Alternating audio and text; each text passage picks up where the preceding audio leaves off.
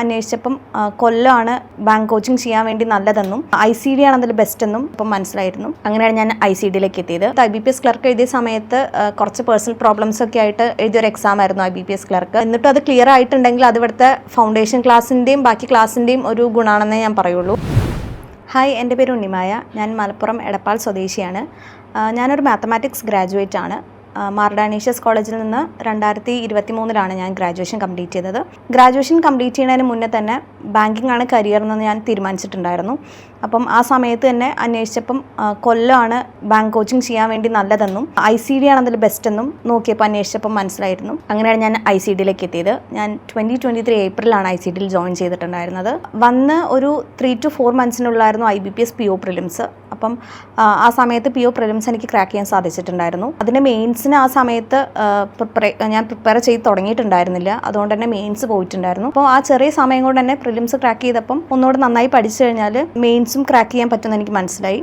അങ്ങനെയാണ് പിന്നെ മെയിൻസിന് വേണ്ടി പ്രിപ്പയർ ചെയ്ത് തുടങ്ങിയത്. ഈ കഴിഞ്ഞ IBPS റിക്രൂട്ട്മെൻറ്റിൽ ബാങ്ക് ഓഫ് ബറോഡയിൽ ക്ലർക്കായിട്ട് എനിക്ക് സെലക്ഷൻ കിട്ടിയിട്ടുണ്ട്. ഇങ്ങോട്ടേക്ക് വന്ന സമയത്ത് തന്നെ ഷമീൻ സാറ് പറയുമായിരുന്നു ഫൗണ്ടേഷൻ ക്ലാസ് ഒന്നും മിസ് ചെയ്യാൻ പാടില്ല, എല്ലാ ക്ലാസ്സിനും കറക്റ്റായിട്ട് അറ്റൻഡ് ചെയ്യണമെന്ന് പറയുമായിരുന്നു. അതുപോലെ തന്നെ മാക്സിമം ട്രൈ ചെയ്തിട്ടുണ്ടായിരുന്നു. ഫൗണ്ടേഷൻ്റെ ഓൾമോസ്റ്റ് എല്ലാ ക്ലാസ്സും ഞാൻ അറ്റൻഡ് ചെയ്തിട്ടുണ്ടായിരുന്നു. ലീവ് എടുക്കലൊക്കെ കുറവായിരുന്നു ആ സമയത്ത്. അങ്ങനെ എൻ്റെ ഫൗണ്ടേഷൻ നല്ല സ്ട്രോങ് ആയിരുന്നു. അങ്ങനെയാണ് പ്രിലിംസ് കിട്ടി തുടങ്ങിയത്. ഫൗണ്ടേഷൻ സ്ട്രോങ് ആകുമ്പോൾ തന്നെ നമുക്ക് കുറച്ച് കോൺഫിഡൻസ് ഒക്കെ വന്നു തുടങ്ങിയിട്ടുണ്ടായിരുന്നു ആ സമയത്ത്. പിന്നെ മെയിൻസിന് പ്രിപ്പയർ ചെയ്യാൻ വേണ്ടിയിട്ട് ഇവിടെ ടോപ്പേഴ്സ് ബാച്ച് ഉണ്ടായിരുന്നു. അതിലെ ക്ലാസ്സാണ് എനിക്ക് കൂടുതലും എന്നെ ഹെൽപ്പ് ചെയ്തിട്ടുള്ളത്. റീസണിങ്, ക്വാൻസ്, ഇംഗ്ലീഷ് ആയാലും ടോപ്പേഴ്സിനെ മെറ്റീരിയൽ ചെയ്തിട്ടാണ് മെയിൻസിൻ്റെ ഓരോ ക്വസ്റ്റ്യൻസിൻ്റെ പാറ്റേൺ എല്ലാം ചെയ്തു തുടങ്ങിയിട്ടുണ്ടായിരുന്നത്. അത് വളരെയധികം ഉപകാരപ്പെട്ടിട്ടുണ്ട് മെയിൻസിൻ്റെ എക്സാമിൻ്റെ സമയത്ത്. പിന്നെ ICDയിലാണെങ്കിൽ ICDൻ്റെ ആപ്പിൽ എന്നും എക്സാംസ് വരുമായിരുന്നു, ഡെയിലി മോക്ക് വരുമായിരുന്നു. അതെന്നും അറ്റൻഡ് ചെയ്യുമായിരുന്നു. ഒരു എക്സാം പോലും വിടാതെ എന്നും അറ്റൻഡ് ചെയ്യുമായിരുന്നു. അങ്ങനെ നമുക്ക് സ്പീഡും ആക്യുറസിയൊക്കെ ഇമ്പ്രൂവ് ചെയ്യാൻ വേണ്ടിയിട്ട് മോക്ക് ടെസ്റ്റ് വളരെയധികം ഹെൽപ്പ് ചെയ്തിട്ടുണ്ട്. ഇവിടെ വന്ന സമയത്ത് ഇംഗ്ലീഷായിരുന്നു കുറച്ച് പാടായിട്ട് തോന്നിയത്. നമുക്ക് വരുമ്പം ഇംഗ്ലീഷ് കുറച്ചുകൂടെ എളുപ്പമായിരിക്കും എന്ന് തോന്നുമെങ്കിലും വന്ന് ഒരു കോമ്പറ്റേറ്റീവ് എക്സാം ലെവലിലേക്ക് വരുമ്പം ഇംഗ്ലീഷായിരുന്നു കുറച്ച് പാട്. അത് ഇവിടുത്തെ ക്ലാസ് കൊണ്ടാണ് ഇംഗ്ലീഷ് ബെറ്ററായിട്ട് വന്നത്. RK സാറിൻ്റെ ക്ലാസ്സൊക്കെ നല്ല ക്ലാസ്സായിരുന്നു.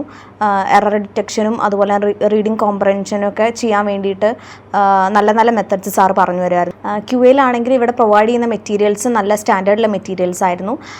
നല്ല നല്ല ക്വസ്റ്റ്യൻസ് ഇവിടെ വന്ന് പ്രാക്ടീസ് ചെയ്യാൻ പറ്റുമായിരുന്നു QAയിൽ. അങ്ങനെ സിംപ്ലിഫിക്കേഷനും ഇവിടുത്തെ മെറ്റീരിയൽസും ചെയ്തിട്ടാണ് സ്പീഡും ആക്യുറസിയൊക്കെ നന്നായി വർദ്ധിച്ചത്. അങ്ങനെ സ്ഥിരമായി മോക്ക് ചെയ്ത് പ്രാക്ടീസ് ചെയ്ത് വന്നപ്പോഴേക്കും ഈ വർഷത്തെ എക്സാംസ് ഒക്കെ തുടങ്ങിയായിരുന്നു 2024. അങ്ങനെ 2024 ഞാൻ എഴുതിയ എല്ലാ പ്രിലിംസും ക്ലിയർ ആയിട്ടുണ്ടായിരുന്നു. മെയിൻസ് ആയിരുന്നു ചെറിയ മാർക്കിന് പൊയ്ക്കൊണ്ടിരുന്നത്.